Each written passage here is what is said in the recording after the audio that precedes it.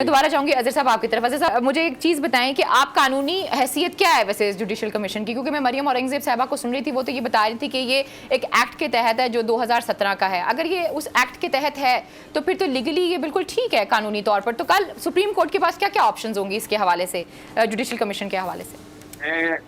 मैं अली ना पहले बात खत्म कर लूं। जजमेंट है PLD 2019 supreme court 675 Ishtiaq Ahmed Mirza versus federation of Pakistan. इसमें ऑडियो और वीडियो के हवाले से प्रिंसिपल तय कर दिए हैं, कानून शहादत का ऑर्डर।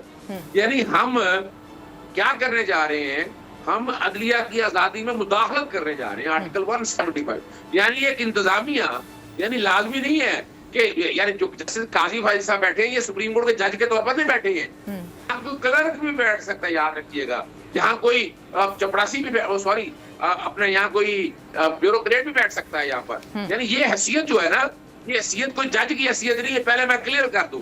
यानी जो दोनों चीफ जस्टिस भी बैठे हैं और जस्टिस काजी भाई साहब पे तो बड़े वादे सवाल है कि वो इमरान खान या बाकी लोगों के हवाले से बड़ी कर देना चाहिए था, क्योंकि ये तकसीम करने की साजिश में हिस्सा बनने जा रहे हैं। और क्यों? क्योंकि जस्टिस काजी भाई साहब का जो रेफरेंस था जुडिशल काउंसिल का, उसमें जस्टिस उमर अता बंदियाल साहब ने जब चीफ जस्टिस के तौर जज के तौर पर जब वो सुना गया तो उनके जो प्रॉपर्टीज की डिटेल और एसेट के बारे में बड़ी वजाहत के साथ चीजें सारी सामने लिख दी हुई है। तो ये ग्रज के लिए, ये बदनीति की बुनियाद पर वो जज साहब जो है, फिर जस्टिस अतुल्ला के बारे में बहुत से सवाल आपने देख लिए। लेकिन ख्वाजा आसिफ तो कहते हैं इसके बाद दूध का दूध और पानी का पानी हो जाएगा। और फिर मैं आपसे वही सवाल करूंगी कि सुप्रीम कोर्ट के पास क्या ऑप्शंस हैं, क्या लीगल हैसियत है, क्या फैसले लिए जा सकते हैं, या इसको खत्म कर दिया जाएगा या कोई और बेंच बनाया जाएगा, क्या होगा? क्या जो मेरा सवाल है बड़ा प्रिसाइज है, टू द पॉइंट है जी। 4 वजूहात सुन लें। पहले तो बात है कि गैर कानूनी काम की इंक्वायरी के लिए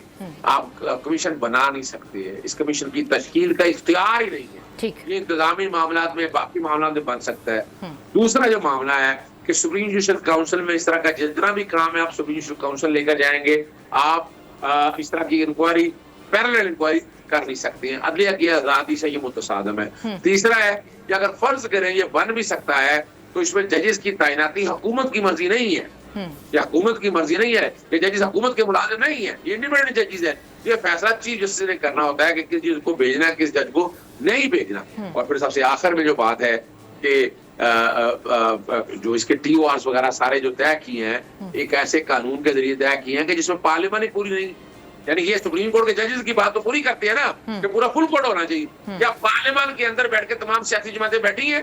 पाकिस्तान तहरीक इंसाफ के जो लोग हैं जो इस वक्त यहाँ बैठे हुए थे, क्या उनके हवाले से उनकी आ रही है? और अगली जो बात है, फेडरल कैबिनेट जिसने ये फैसला किया है मुस्तफा इंपेक्स केस का इतलाफ भी होगा, क्या इसकी मंजूरी जो है वफाकी काबीना ने दी है? ये वाला सवाल भी सामने आना है। अब इन चीज को सामने रखते हुए, जैसे मैंने पहले कहा है कि सुप्रीम कोर्ट को यहाँ चैलेंज कर दिया गया, मैं इसको इंतजामी तौर पर वज़ीर आज़म को लिख रहा हूँ कि ये वापस लें आप। मैं कॉपीज भिजवा रहा हूँ जस्टिस काजी फाइज साहब को भी, दोनों जजेस को भी, कि इसमें वो मत बैठे।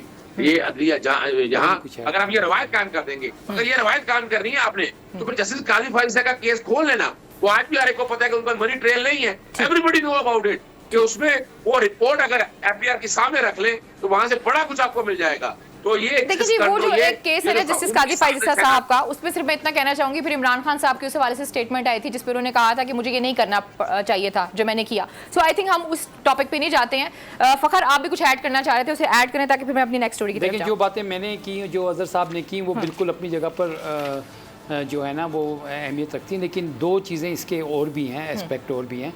वो ये है कि एक तो सुप्रीम कोर्ट ने आइंदा जो है ना, जो नैब तरमीम केस है उसका फ़ैसला भी देना है, और उस नैब तरमीम केस के हवाले से चीफ जस्टिस की सरबराही में बेंच बना हुआ है, और वो अब अपने इख्तितामी मरहले की तरफ जाने वाला है। ठीक है, इस महीने के एंड में उसका फ़ैसला भी एक्सपेक्टेड है।